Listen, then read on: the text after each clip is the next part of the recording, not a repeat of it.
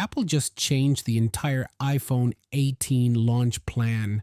And honestly, it makes way more sense than what they were doing before. After a beat, we've got the first real look at the iPhone 18 Pro Max design, confirmed specs, camera details that are genuinely impressive. And one thing Apple is doing this year, they've never done on any iPhone before. After a beat, and there's one number buried inside the dynamic island leak that tells you exactly how seriously Apple is taking the front of this phone. We'll get there. So here's where we're at. This is a first look breakdown, not a hands-on, not a review. These are confirmed leaks, credible reports, and renders built from everything we know right now. Some of this is locked in, some is still moving. I'll tell you which is which, because the last thing you need is someone reading you a rumor like it's engraved in the box. I've been tracking the iPhone 18 leaks across every major source.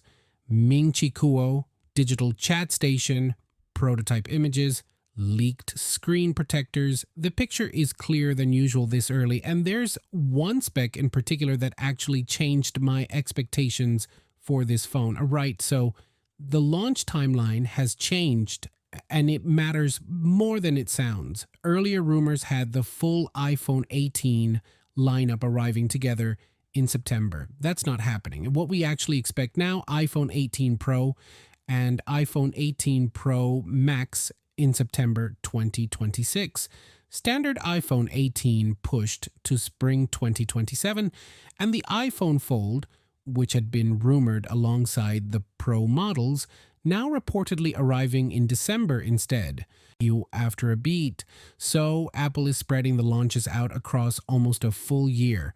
And here's why. That's a smart move. Instead of splitting engineering resources across 4 devices at once and hoping nothing ships half-baked, they can pour full focus into the Pro models for September.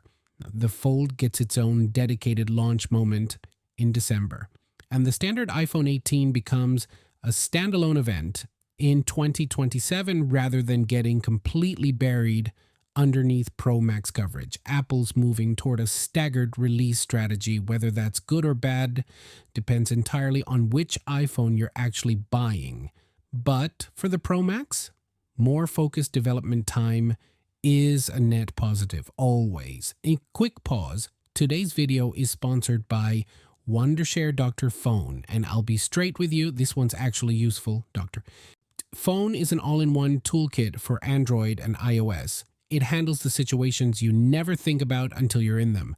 Forgot your screen lock password. Bought a secondhand phone that's still locked to someone else's account. Need to get past factory reset protection without the original login credentials. Dr. Phone handles all of it, and for most devices it takes a few clicks.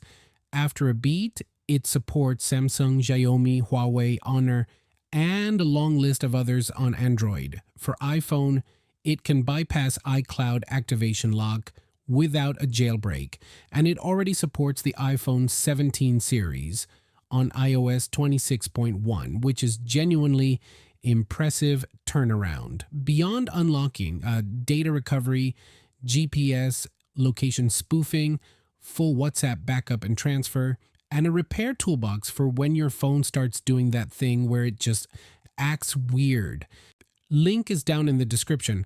Worth bookmarking before you need it. Okay, back to what actually matters. The camera upgrade this year is the real headline.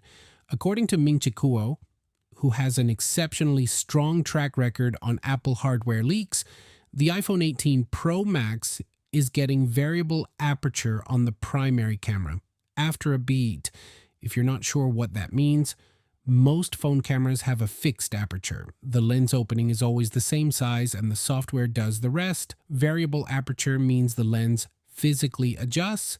It opens wider in low light to pull in more light. It narrows in bright conditions for sharper detail and better exposure control. The practical difference is real depth of field control, not a computational simulation, not a portrait mode algorithm deciding what should look blurry, or actual optical depth of field, the kind you get from a camera with a physical lens. After a beat, That's a genuine step forward for mobile photography. I'm not going to oversell it, but this is the kind of feature that changes how people actually use their phones to shoot, not just how the spec sheet looks. Now, there are ongoing rumors about a 200 megapixel primary sensor, but there are equally credible reports pointing toward another generation of the 48 megapixel fusion camera. That one is genuinely still up in the air. The moment something concrete comes through, I'll update you. Okay, remember the dynamic island number I mentioned at the top? Here it is. The iPhone 17's dynamic island measured 20.76 millimeters in length. The iPhone 18 Pro Max is coming in at 13.49 millimeters after a beat. That's a 35% reduction in length, and this isn't a render guess or a spec sheet assumption. We've got leaked screen protectors and prototype images physically confirming it. The evidence is there. This also quietly rules out the under-display Face ID rumors for this cycle. The components are still present, they're just arranged in a significantly tighter layout. Apple isn't hiding the hardware yet, they're just shrinking it after a beat. What that does for the actual front of the phone is real. More screen space, cleaner look, less hardware visible, same full functionality. That's the kind of refinement you don't notice on a spec sheet, but you feel immediately the moment you pick it up. It's the difference between a phone that looks current and one that looks like it was designed 2 years ago. Battery. Boy, the Pro Max is expected to land between 5,100 and 5,200 milliamp hours, up from 5,088 on the 17 Pro Max. After a beat, I know, on paper, that's barely a jump. And if you're doing the mental maths right now, thinking that's not worth mentioning, here's the actual story. The real battery improvement isn't the capacity number. It's the A20 Pro chip built on a 2 nanometer N2 architecture, combined with Apple's new in-house C2 modem. More efficient chip, more efficient modem, both of them consuming significantly less power to do the exact same things. Add a slightly larger battery on top of that, and you're looking at noticeably better real-world battery life. Not because you're carrying more charge, but because the phone is burning through it slower. After a beat, it's like getting better fuel economy by upgrading the engine, not just fitting a larger fuel tank, same destination, fewer stops. This one actually surprised me. Reports suggest Apple could introduce real satellite communication this year, not just emergency SOS. Actual voice and data over satellite. It's being described as 5G over satellite after a beat. That means in areas with zero ground tower coverage, no bars, no Wi-Fi, nothing, you're still connected, not just for emergencies, for actual calls and data use. If that ships as described, it's one of the most practically useful things Apple has added to an iPhone in years. For anyone who travels, works remotely, or lives somewhere with genuinely bad coverage, that's not a headline feature. That's a daily use case. Keep an eye on how this develops. Colors. Apple has reportedly been testing brown, purple, and burgundy options.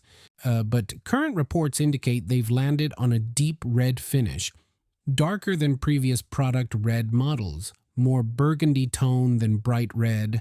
After a beat, alongside that, the rest of the lineup is reportedly shifting toward neutral finishes, black, gray, white, silver. Apple appears to be stepping back from expressive, brighter colors for this generation and going more understated.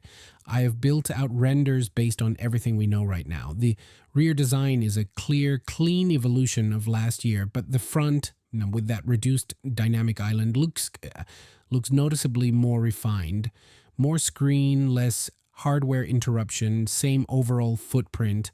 These colors are estimates. We don't know exact shades yet, but this is as accurate a first look as the current leaks allow. Let's run the specs. All three models, iPhone 18 Pro, into 6.3-inch LTPO Super Retina XDRO LED 1 to 120 Hz, 2622 by 1206.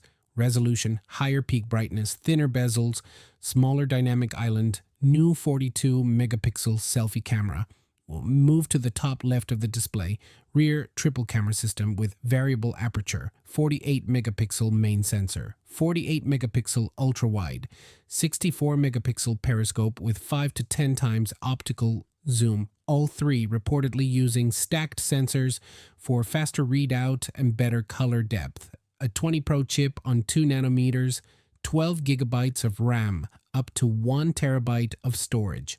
4,300 milliamp hour battery with improved fast charging, 5G, Wi-Fi 7, Bluetooth 6, ultra-wideband, C2 modem. iOS 27 pricing starts at $1,099 or £1,099.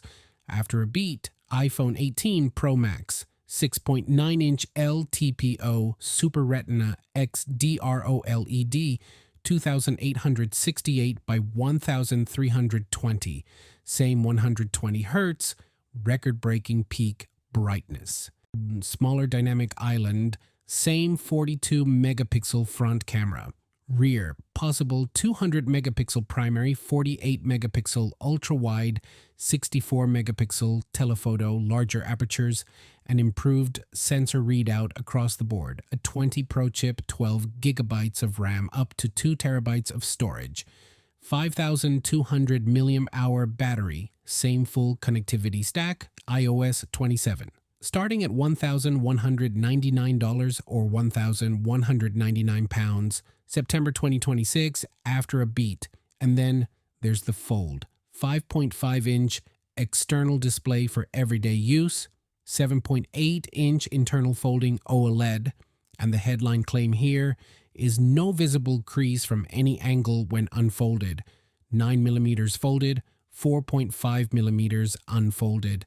That is genuinely thin for a book-style foldable, almost unreasonably thin, likely 18 megapixel punch hole selfie on the external display, into dual rear cameras on a raised camera bar, possibly a 200 megapixel stacked primary and a 48 megapixel ultra wide. Dual battery system with an estimated combined capacity of around 5,600 milliamp hours. Touch ID in the power button rather than Face ID, a 20 Pro chip, 12 gigabytes of RAM, up to 2 terabytes of storage. iOS 27 out of the box, expected in black and white, pricing estimated between $2,000 and $2,500. After a beat, Apple's most expensive iPhone. And if those specs hold, probably the most ambitious one too. So here's the honest take. The iPhone 18 Pro Max is a refinement cycle. It's not a reinvention. Variable aperture camera, genuinely new territory for Apple. Satellite voice and data if it ships as described. A real practical upgrade. Smaller dynamic island. A meaningful improvement to the front of the phone. Or a 20 Pro efficiency gains, those should show up in actual daily battery life, not just in benchmark numbers after a beat. But if you're on a 17 Pro Max right now, you're probably fine staying put. Nothing here is a compelling must-upgrade reason. If you're on a 15 Pro or older, completely different story. The camera system alone would be a significant jump, and the Fold sits in its own category entirely. If Apple has genuinely solved the visible crease problem and ships it at under 5 millimeters unfolded, that might be the most interesting Apple device we've seen in years. We'll see whether the final product matches the early specs. After a beat, more leaks are going to keep coming in between now and September.